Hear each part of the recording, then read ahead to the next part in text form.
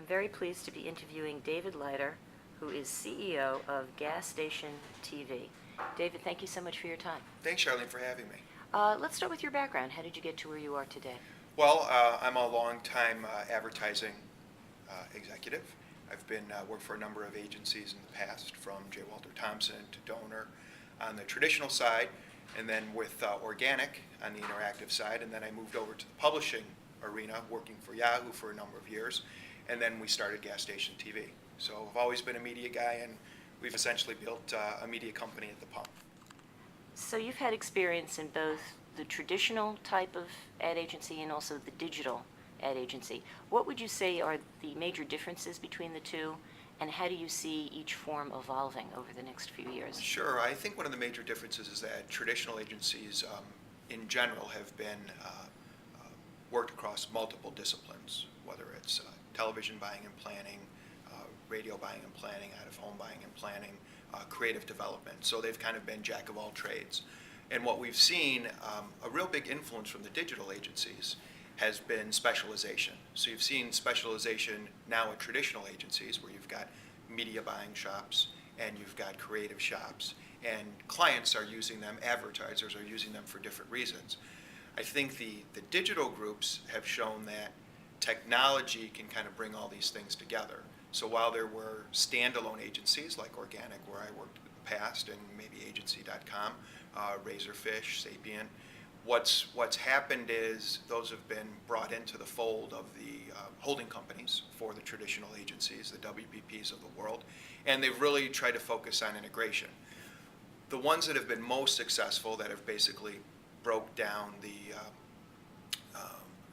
walls between having all these different types of agencies and really kind of working together for one holistic approach. It might be trite, but the 360 approach, the agencies that are doing that best have really been most successful for clients. Do you see a future for traditional agencies? I do. I think they have a lot of work to do, though. I think that there's still a significant amount of siloed groups, and they need to take a more holistic approach.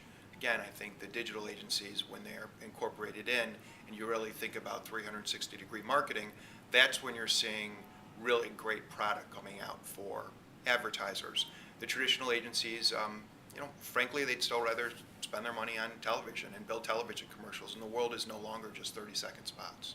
And we've seen a lot with social media, and we've seen a lot of great integration that we're starting to see on how social media tying into traditional broadcast, tying into companies like ourselves, digital video, digital television that happens to be off the couch. And the agencies that are putting all these things together and thinking about a holistic plan, it really seems to be effective. But there's a lot of work to do there. So David, what would you say are the most dramatic changes in the industry in the past 5 years?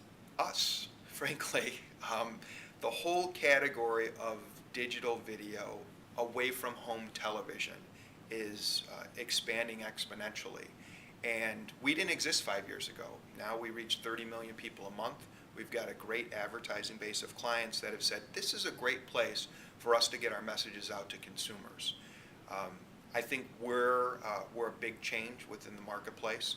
I think all digital advertising, one day maybe me and you are both going to be wearing a screen ourselves on our chest to market to each other or our friends. That would be frightening. Yeah, that would be a little scary. But you see the proliferation of screens everywhere. What you've got to work through, and where the change makes sense and where the change is important, is places where it's relevant for consumers.